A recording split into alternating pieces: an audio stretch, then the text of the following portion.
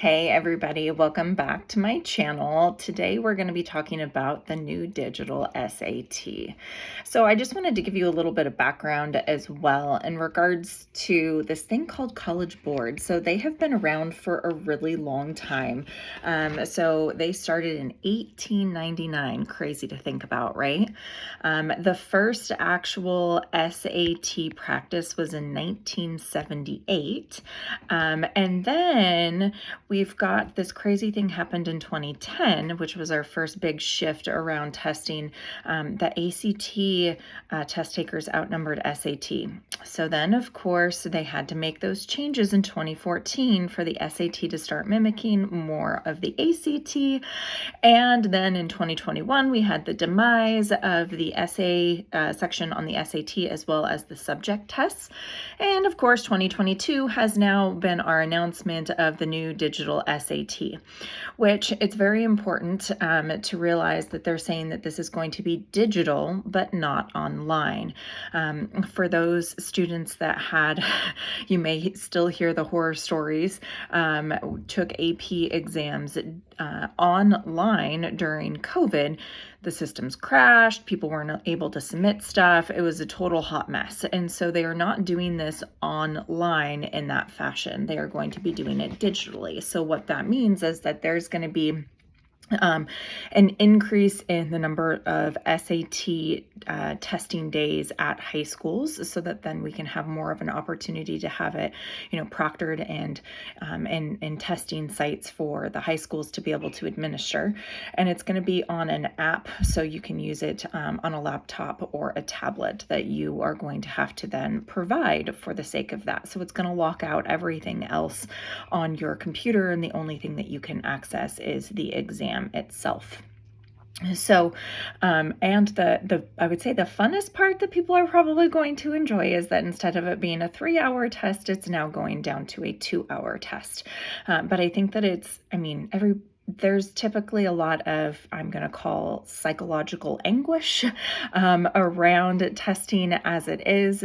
For a lot of students, testing anxiety and all of that hasn't been great as it is. And now they're changing the test to be part of a computer adaptive. So what that means is they're combining the different sections into modules. So in the entire first module, however you answer those in terms of the easy versus hard questions, whichever you get, if you get more of the hard questions right, the next section is going to be harder. If you get them more of the easy questions right, then the next section is going to be easier. And then that's going to determine how they're going to calculate out your score.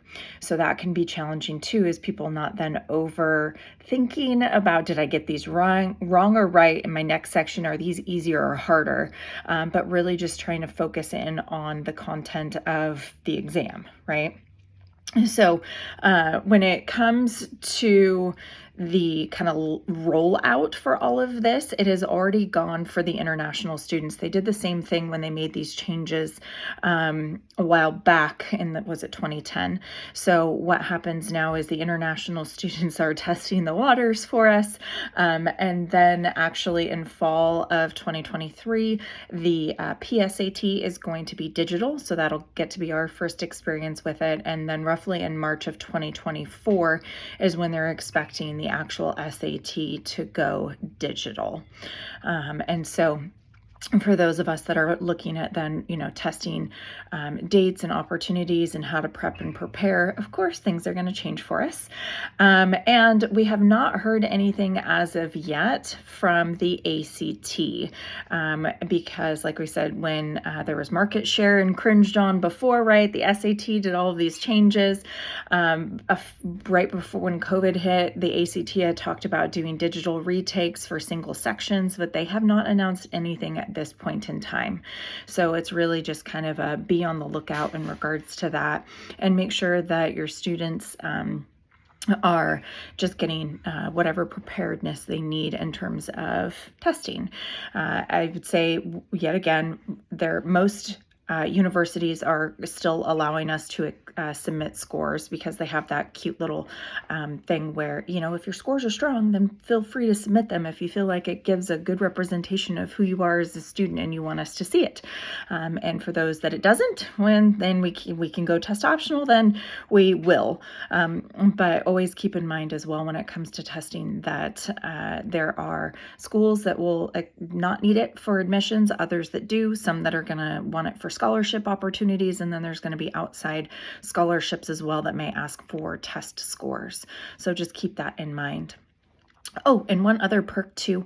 So they're breaking it out into like the reading and writing module. There's going to be 2 sections on that. And then there's going to be 2 sections on math. So like I said, the first section, however many you get right or wrong for easy or hard, is going to determine what the next section looks like within reading. And then the same thing's going to happen when you do the math section. But you can use a calculator now for the full math test. And there's supposed to be one that's built into the app. So when students forget it, then they still have that available to them. So this is the update that I have for you from when I went to my conference on the new digital SAT. Make sure to follow us for more college planning tips, and we will see you next time.